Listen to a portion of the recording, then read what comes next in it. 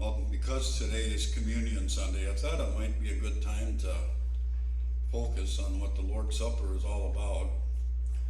You know, when we celebrate the Lord's Supper, we quote the words from Luke 22, where Luke writes the words of Christ from the night of his last supper with his disciples. And it says, "And he took bread and gave thanks and broke it and gave it unto them, saying, This is my body which is given for you. This do in remembrance of me. Likewise also the cup after supper, saying, This cup is the new covenant in my blood, which is shed for you." You know, the charge that Jesus gave to his disciples and he gives to us is to remember. So we're going to talk about remembering. And as we do, I want to at the same time keep in mind the question, is Jesus enough? You know, those two things might seem kind of disconnected right now, but hopefully when I'm done, they will seem connected. You know, remembering is actually a pretty big theme through the Bible. I found over 200 verses that talk about remembering or not forgetting. You know, sometimes it is God saying that he will remember to keep his promises. Often it is God telling his people to remember him and remember what he has done. For instance, over and over again, God told his people Israel to remember how he had delivered them from Egypt. For example, Exodus 13:3, "And Moses said unto the people, Remember this day in which you came from Egypt out of the house of bondage. For by strength of hand the Lord brought you out from this place." And along with the charge to remember, God often gives the reason why he wanted them to remember. And most often it is because God seems to believe that through remembering, his people are more apt to remain faithful to him. And also part of the purpose we find is to pass it on to our children. You know, one of the definitions of the Hebrew word used for remember is to retell. The yearly celebration of Passover was instituted for that very reason, that Israel would remember and then in the process keep retelling of their deliverance to their children and to the rest of the world. You know, there's actually 7 festivals that God instituted in the Old Testament that marked and commemorated some act or attribute of God. And plus there were times that God instructed his people to construct pillars of stone to mark and to be a reminder of his faithfulness to them.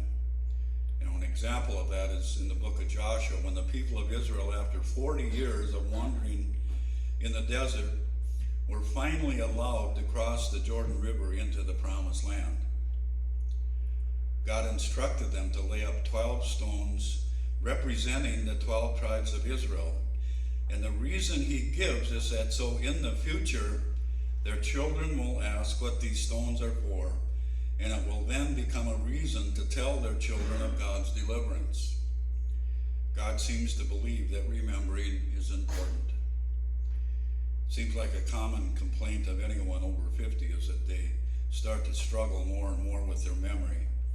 You know, some days it scares me a little bit when I realize that I've totally forgotten something I've been told. But not only is my short-term memory bad, but so is my short-term memory. You know, it's kind of interesting when you forget something and then have deja vu at the same time because you forgot the same thing once before. Just remembering information can be difficult. The thing that can help us remember information is if there is some kind of personal experience connected with that information. To remember something, we first need to have known it at one time, and the more personal that knowledge is, the better we remember it. We talked many times about God's design of we have talked many times about God's design of relationship, that his design for us, was for us to know him and to love him, that he always intended for us to be governed by love and not by rules, by relationship, not by law.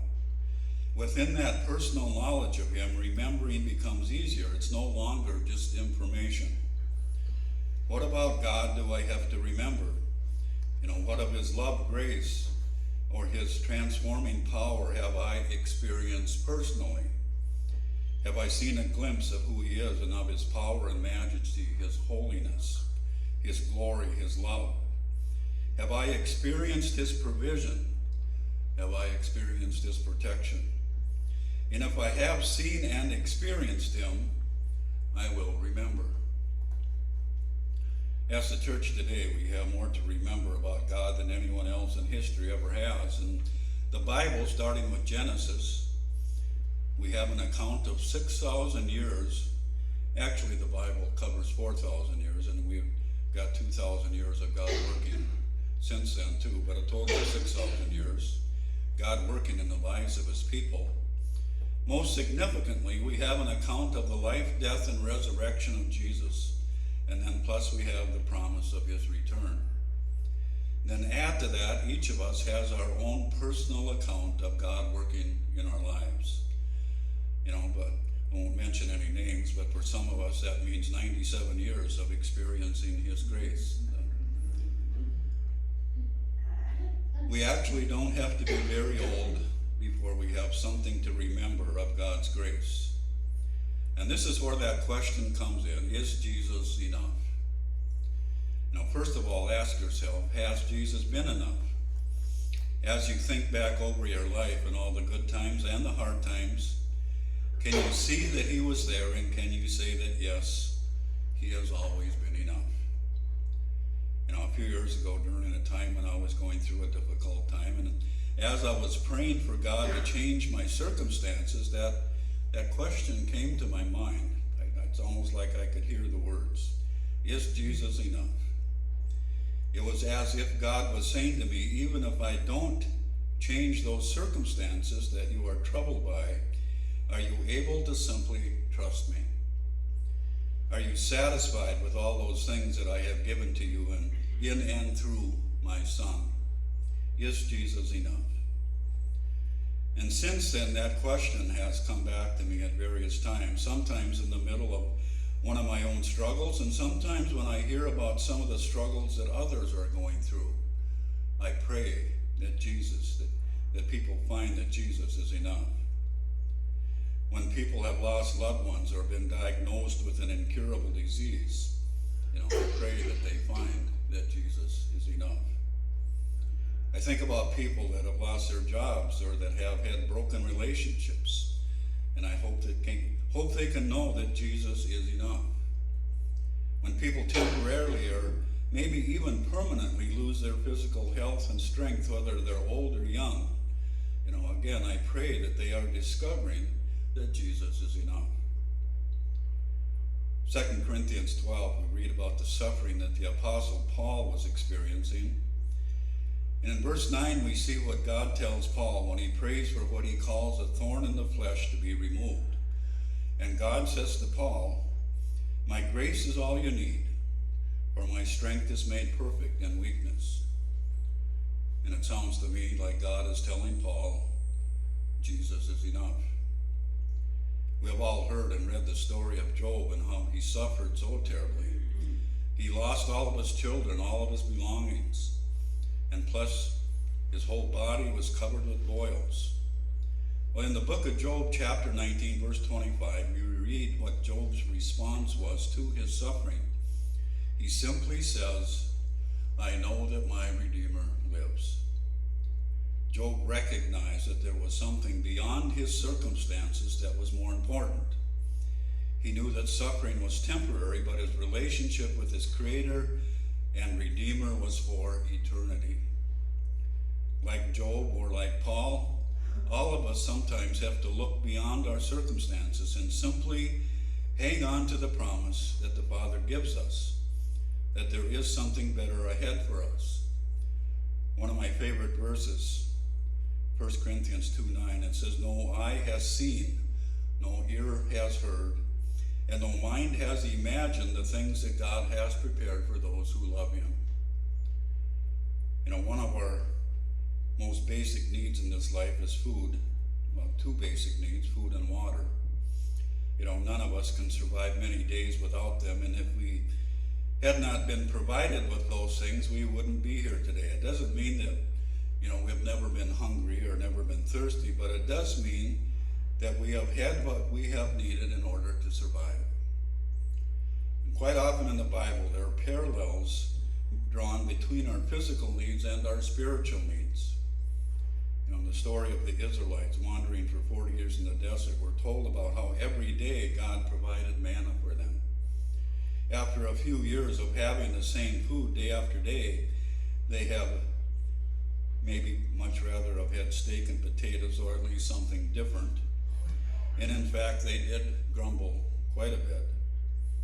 But God was providing what they needed, and at the same time was teaching them something really important, which was to depend on Him for what they need just one day at a time. Trusting Him for one day at a time is an ongoing lesson that I think God is trying to teach every one of us, and it's probably the reason that He allows us to have struggles in our lives. It's part of the reason that God allowed the Israelites to spend 40 years in the desert.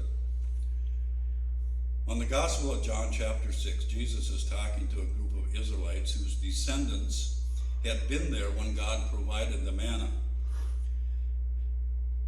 And in verse 31, they say to Jesus, "Our fathers ate the manna in the wilderness. He gave them bread out of heaven to eat." And Jesus responds to them and says, "Verily, verily, I say to you, it was not Moses that gave you the bread out of heaven, but my Father gives you the true bread out of heaven. For the bread of God is that which comes down out of heaven and gives life to the world." They said therefore to him, "Lord, evermore give us this bread." And Jesus said, "I am the bread of life. He that comes to me shall not hunger, and he that believes on me shall never thirst." So Jesus uses our awareness and understanding of our need for physical food and drink to relate to us that as much as we need those things, there's an even greater need for what He calls the bread of heaven, which is Jesus Himself. So why is it that we need Jesus so much, and why is He even more important than the things that sustain our physical life? Well, 1 Corinthians 1 verse 30, Paul writes that God the Father has made Jesus to be our wisdom, our righteousness, our sanctification, and our redemption. If Jesus is all these things, then Jesus is enough. Even the Father has said to us that Jesus is enough. When He raised Jesus from the dead, it was the Father saying, "I'm satisfied. It is enough." Jesus' suffering and shedding of His blood is enough to cover all sin for all time. Now we're told in Philippians 1:6 that He that began a good work in us will be faithful to complete it. Well, Jesus began the work in you, maybe even without you being aware that He was there. And He has been teaching you to depend on Him for everything that you need, and He promises to complete the work that He started. He wants for all of us to come to a point where no matter what our circumstances are, we have complete confidence in Him and complete confidence about our relationship with Him. Today in the Lord's Supper, we remembered the fact that our very salvation was bought and paid for on the cross by Jesus, and now by faith we belong to Him. On closing, another of my favorite verses is Philippians 4:19, and it says, "And my God shall supply all your needs according to His riches and glory in Christ Jesus."